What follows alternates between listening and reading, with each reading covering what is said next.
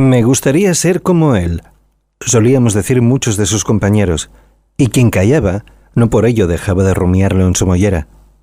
Cualquiera de nosotros admiraba su porte distinguido, la afabilidad constante, esa facilidad para encandilar y una franqueza que permitía un contacto más de tú a tú, a pesar de la abismal diferencia de rangos. Pero también nos fascinaba su portentosa capacidad de trabajo.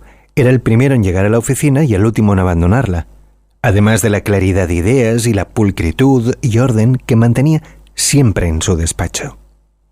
Augusto, mi inmediato superior, con aspiraciones de trabajar en su departamento como todos, decía que era tan dandy como él, y a fe que daba la sensación de estar opositando de por vida para modelo, emulando los modales y el vestuario de nuestro ídolo, pues se disfrazaba con corbatas, trajes y calzado de tonalidades y corte parejos a los de Diego, aunque nunca llegaba a lucir sus Armani o Versace. Obviamente, estos quedaban fuera de sus posibilidades pecuniarias. Además, carece de percha para lucir como él. Dieguito, así lo llamábamos cariñosamente, había ingresado en la empresa de cosméticos como meritorio a la edad de 12 años.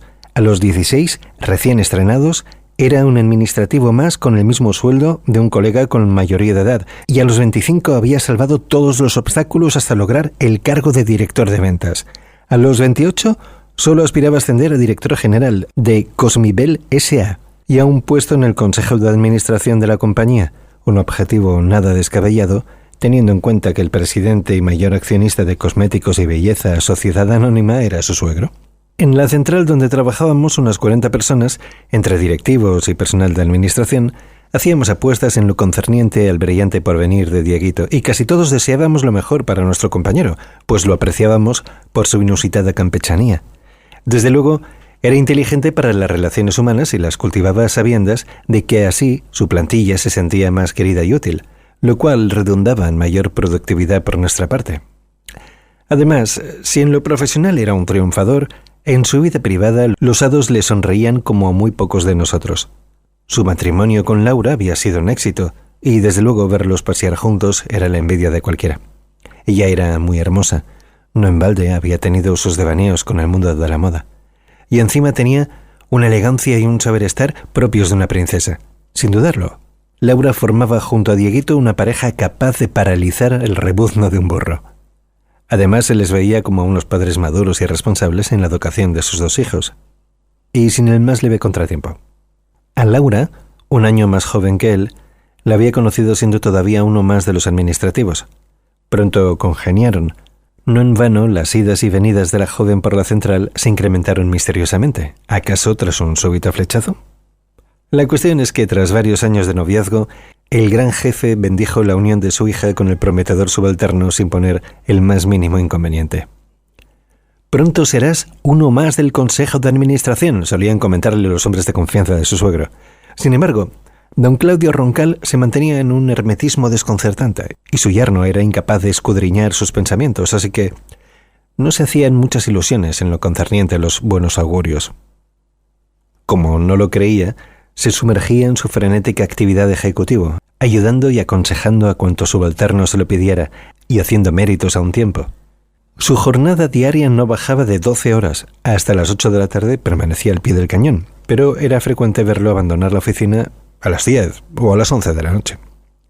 Era un trabajador infatigable, siempre velando por el perfecto funcionamiento de su parcela e incluso de otras. Su ajetreada vida profesional, que en cualquier otra persona podría suponer un quebranto en la atención y cariño de su hogar, no era ningún obstáculo. Más bien, parecía desvivirse por su esposa e hijos, a los cuales anteponía por encima de su brillante porvenir. Estando en la oficina central, no se olvidaba de telefonear a casa hasta 3 y 4 veces diarias, interesándose por sus cuitas y alborozos. Por si fuera poco, todos los fines de semana, Laura y él salían a cenar y a bailar a algún lugar distinguido. Así pasaron varios años, inalterable su relación y creciente la felicidad, sin adivinar su tope de dicha, el cual tenemos marcado la mayoría de los mortales. «Algo le sucede a Dieguito, no es el mismo desde hace unos días», comenzamos a cuchichear a sus espaldas algunos de entre sus muchos admiradores. Y es que, un día nuevo, inesperado, el cortés y cautivador Diego se convirtió en una persona taciturna y hosca. Las primeras semanas del cambio se sucedieron a la vertiginosa velocidad con que se caen las hojas de los árboles en otoño. Aquel mes de octubre fue como un mazazo en los resortes de aquella empresa modelo, que dejó de facturar muchos millones. Aunque todos, incluido don Claudio Roncal, creímos que aquello no era más que un mal momento pasajero, seguramente relacionado con el estrés y la actividad frenética de su yerno, algo que se iría en cuanto la lumbrera recuperara el sosiego. Pero aquello fue peor al entrar en invierno. Diego descuidaba cada vez más de aspecto, hasta el punto de ir con frecuencia a la oficina sin afeitar y en ocasiones sin la corbata, aunque mantenía el buen vestir con sus trajes de marca. A ratos, mientras sus subalternos trabajaban en papeles y diseños, él se sumergía en un sueño improductivo, extraviada la mirada en la nada, y con sus incipientes ojeras dibujando la desesperación. Dejó de telefonear a casa, y a la encantadora pareja de unos meses antes se lo dejó de ver en medio de saraos y de la encopetada sociedad madrileña. Allá por el mes de enero, Diego dio un salto mortal hacia la destrucción. Como salida de una película de Oliver Stone, vimos entrar a Diego vestido de uniforme caqui, con botas militares altas y el pelo al cero. Y hacía mucho tiempo que no se dignaba hablar con los compañeros más que lo justo. Sin embargo, el desprecio hacia sus admiradores fue palpable cuando le dio por apoyar sus imponentes botas de cuero negro sobre la mesa de su despacho. Y en el vídeo de la televisión era frecuente verlo echando un vistazo a alguna película del Vietnam, de tribus urbanas o del exterminio judío durante el régimen nazi. En ocasiones se pasaba el día sin salir del despacho, ocultando sus desmesuradas ojeras detrás de unas gafas espejadas. «Debemos cesar a tu yerno y nombrar cuanto antes un nuevo director general de ventas o nos vamos a la quiebra», exigió una mayoría de los miembros del Consejo de Administración. Así que a don Claudio Roncal no le quedó otra salida que la de entregarles la cabeza de su hijo político. En cierta medida, tras el nombramiento de Augusto Suárez para suceder a Dieguito, la empresa recuperó buena parte de la actividad de las ventas, aunque mi nuevo superior ni es tan brillante como su predecesor, ni el trato con nosotros es cordial como lo había sido antes de su ascenso. Al pobre Dieguito le obligaron a abandonar su antiguo despacho y a ocupar una de nuestras mesas más modestas. Su tarea entonces se limitó a diseñar programas informáticos con los que ahogar sus penas en la pantalla del ordenador, y a jugar a una especie de rol, donde él era el asesino de gitanos, maricas, violadores, borrachos, vagabundos, travestidos y prostitutas. Antes de empezar la primavera, Dieguito había perdido por completo la viveza de sus ojos azules y su nariz aparecía desfigurada en una línea aguileña. Desde el inesperado cambio había perdido 20 kilos y su cuerpo, antes erguido, comenzaba a encorvarse lastimosamente. Un día le dio por fumar rubio y ya no paró. Nuestro habitáculo se convirtió en un espacio colonizado por una cortina de humo perenne. Lo que más nos llamó la atención, obviando el cambio de nuestro amigo Aura Uraño, era que aquello había coincidido con la ausencia de visitas de su esposa, lo cual nos dio pie para creer que aquel matrimonio ya no funcionaba, y era la causa de la desgracia de Dieguito.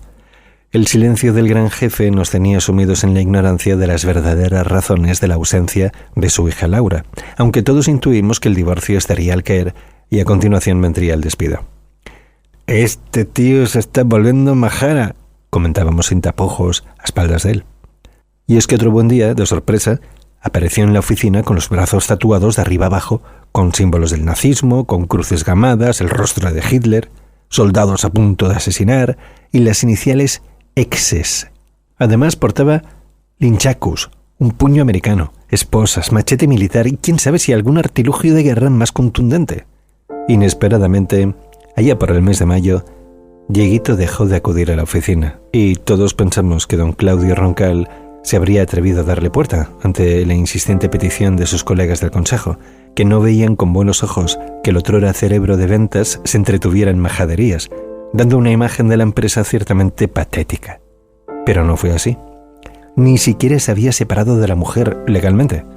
Al quinto día de ausencia nos enteramos por el periódico de su detención junto a dos skinheads, cuando intentaban apuñalar a un par de jóvenes borrachos que parecían ser mods o algo parecido.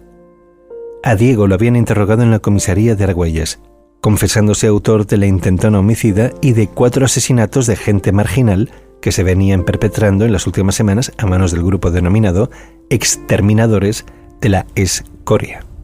Por el diario supimos también las verdaderas razones para actuar de aquella manera tan malvada, y es que un sábado de hacía medio año, cuando Laura y él se dirigían de madrugada camino del coche para volver a casa, habían sido atacados brutalmente por 6 mendigos, harapientos y borrachos que pretendían correrse la costa de la bella Laura.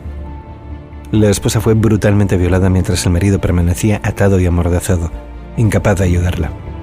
De resultas de aquella desgracia, Laura ha perdido la memoria, permaneciendo en estado amnésico, internada en una clínica especializada en enfermedades mentales. Desde entonces Diego juró vengarse de aquella afrenta, lanzándose en busca de la sangre maldita de agentes indeseables, como los calificaba despectivamente.